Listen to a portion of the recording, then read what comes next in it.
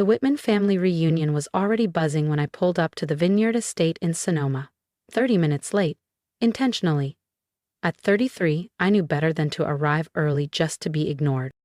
These reunions were always about the stars of the family, my older siblings and cousins, all Ivy-educated, corporate-polished, and endlessly adored by our parents. I stepped out of my rental in a sleek navy jumpsuit, understated but sharp, and walked through the rows of parked luxury cars toward the main veranda. "Lena, finally," my father called from the balcony, his tone clipped. "Everyone's inside already."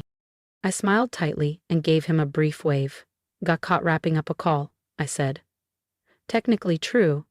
I'd just stepped out of a strategy meeting with the acquisition team. "You're still doing that remote work?" he asked, already half put in back toward the party. Before I could answer, Camille appeared at my side. At 36, she was the pride of the family, co-o of Whitman and Reed Investments, our grandfather's legacy firm.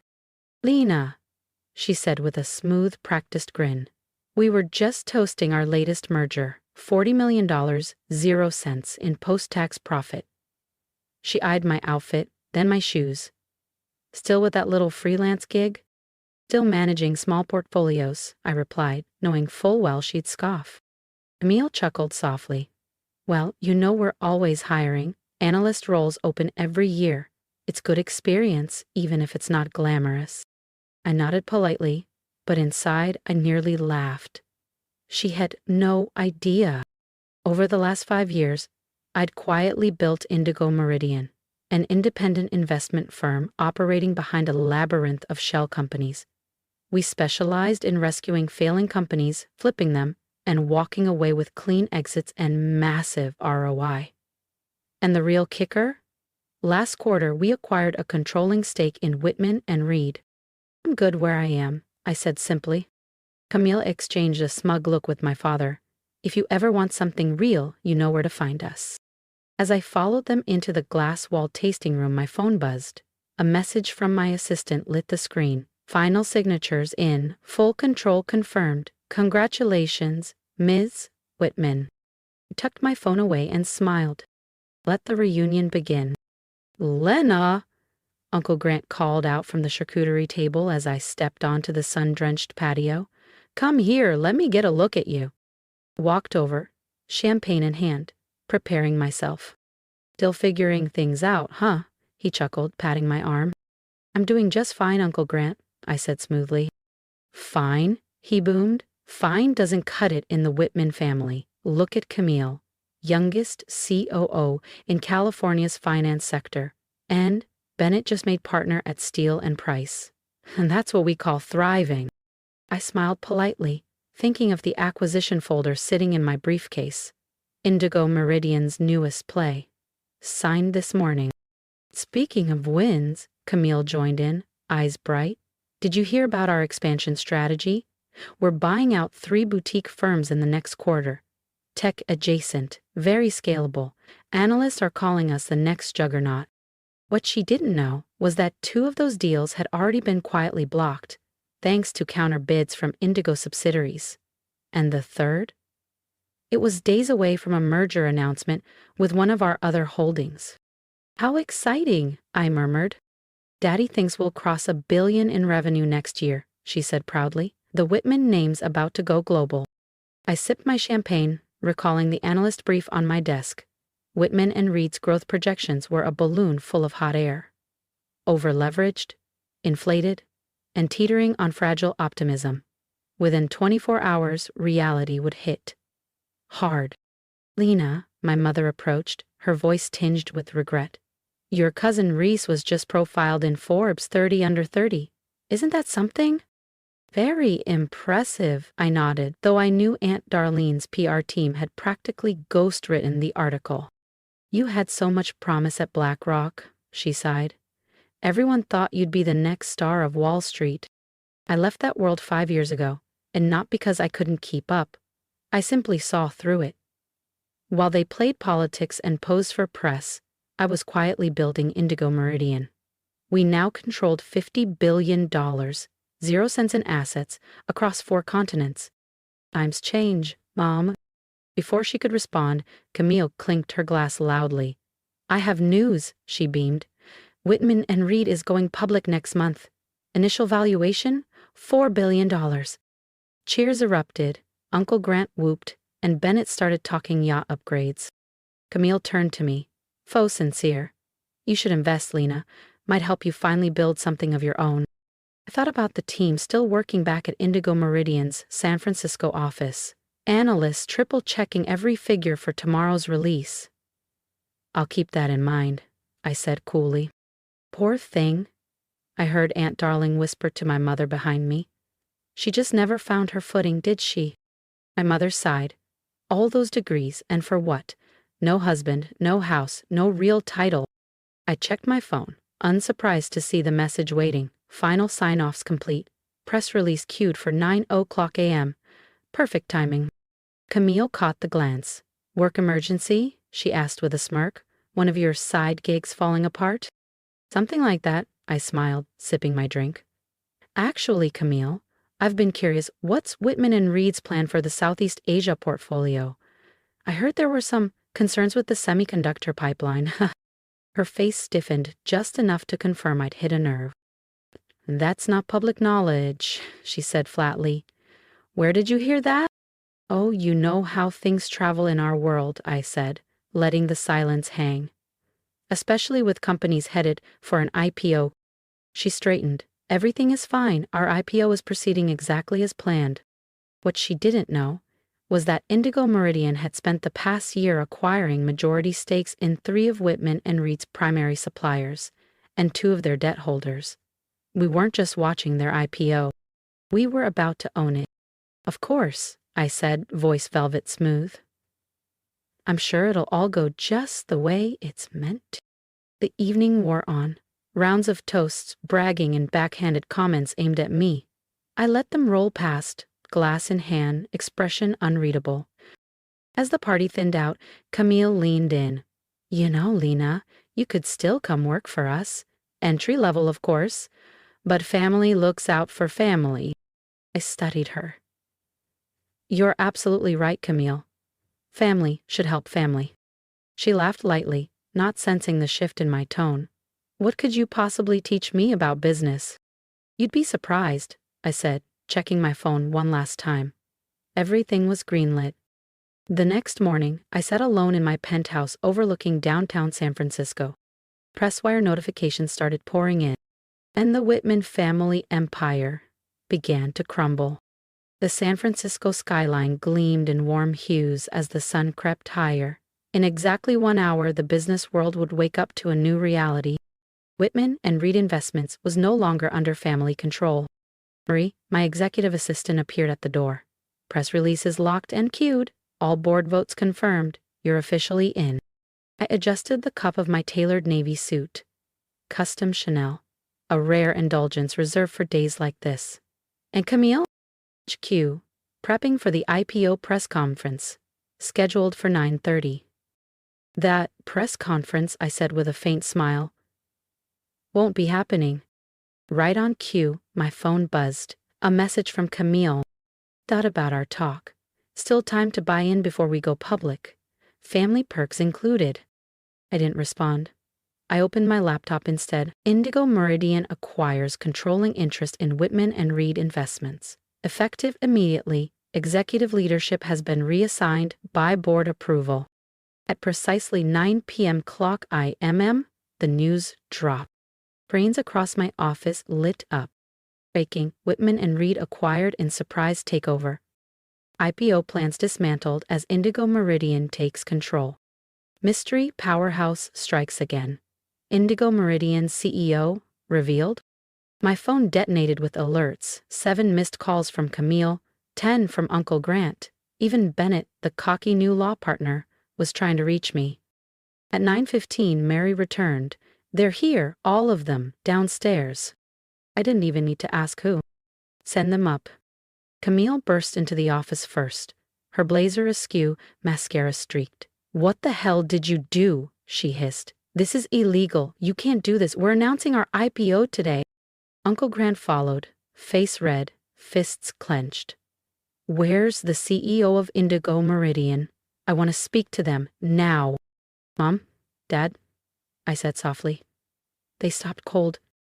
You're speaking to her. Silence fell.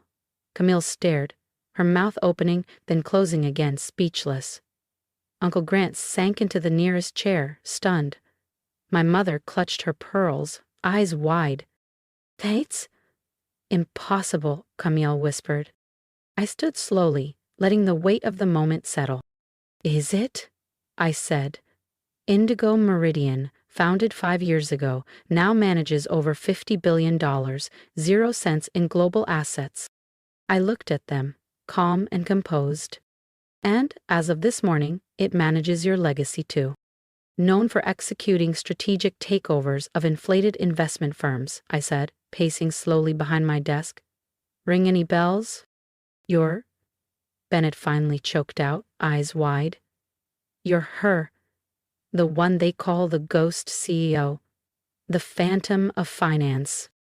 The very same, I confirmed, reaching for the leather folder beside me. Camille? I offered, extending it. Want to see the real numbers? Not the polished fiction you've been feeding investors? She snatched the folder with trembling fingers, flipping through pages dense with audited data and internal communications, her face drained of color. These are internal reports. These are confidential. How did... Your semiconductor play in Vietnam is collapsing, I said calmly. Your revenue forecasts for Asia were fabricated by a contractor you failed to vet. 3 of your VPs began offloading stock last quarter. Quietly. Camille opened her mouth, but I didn't let her speak. Should I continue? Uncle Grant finally found his voice. Now listen here, young lady. No, I said, sharp but cool. You listen.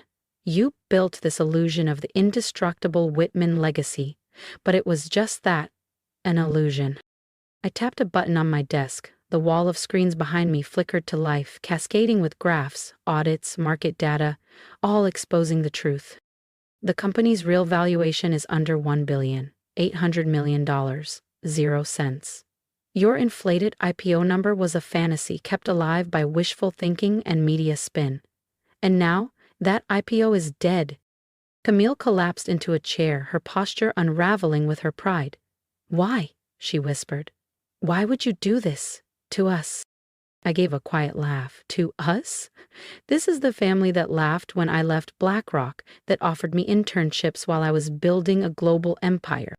We were trying to help, my mother said weakly. No. You were trying to box me in, mold me into someone safe and small. I stepped forward, locking eyes with them. But success isn't about fitting into your world, it's about creating mine. Uncle Grant narrowed his eyes. So this is revenge? This is business, I said. Indigo Meridian acquires underleveraged, overhyped firms and turns them into something real.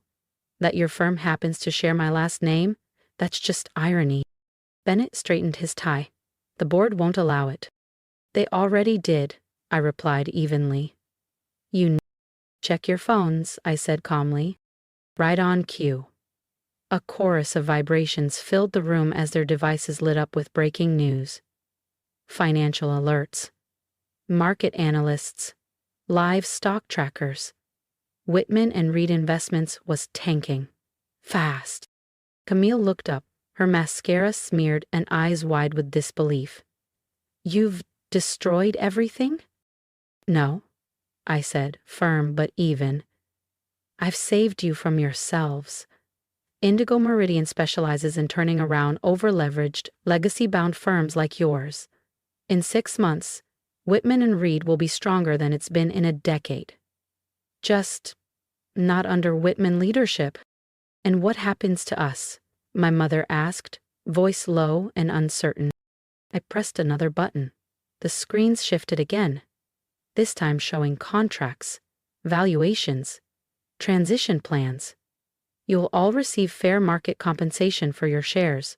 Current executives will be offered generous severance. Then I gave the smallest smile. And if anyone's looking to rebuild from the ground up, I might have a few entry-level openings, just a foot in the door. The silence that followed was suffocating. Camille stood abruptly, smoothing her wrinkled blouse and pushing past Bennett. "You won't get away with this." I leaned back into my chair. "I already have." They trickled out one by one, Bennett already dialing his firm, Uncle Grant guiding a hollow-eyed Camille toward the elevator. My mother lingered at the doorway. "All this time," she murmured, "you were building this empire?" I nodded. "While you were busy being embarrassed by my so-called consulting work." She looked down, defeated. "I don't even know who you are anymore." "No," I said softly, "you never did." After they were gone, I walked to the floor-to-ceiling window. The city below buzzed with energy, just like my company now did with purpose. Marie stepped in with fresh coffee. "Security badges deactivated. Transition teams are already moving into Whitman and Reed HQ. "In the press?" I asked. "Half the financial world wants to know who the phantom CEO is. Some already suspect the family connection." I smiled. "Let them wonder. My work will speak louder than any press release." My phone buzzed again, a final message from Camille. "I hope you're happy. You've torn this family apart." I replied simply, "No, Camille. I've just shown you what real success looks like." Over the following months, Indigo Meridian rebuilt everything they'd nearly destroyed. The stock price, after its initial drop, began to recover, then rise, fueled not by hype or last names, but by actual performance and transparency. And calling me down. I kept my word about the job offers. Bennett now works in Indigo Meridian's legal department. Entry level, of course. But he's learning fast. Camille declined hers, still too proud. But Uncle Grant surprised everyone by accepting a role as a senior advisor. Turns out, once you strip away the ego, the man actually understands legacy systems and infrastructure. He's useful when he isn't trying to turn every meeting into a monologue. The next Whitman family reunion was held at the usual place, Aunt Darlene's vineyard estate in Napa. But the guest list was shorter. The champagne still flowed, but the conversations were softer, less bragging, more reflection. And me? I sat where I always did, quiet, observant, glass in hand. "Lena." Camille approached near the end of the night. Her heels were lower this time. So was her tone. "I've been thinking about what you said, about what real success means."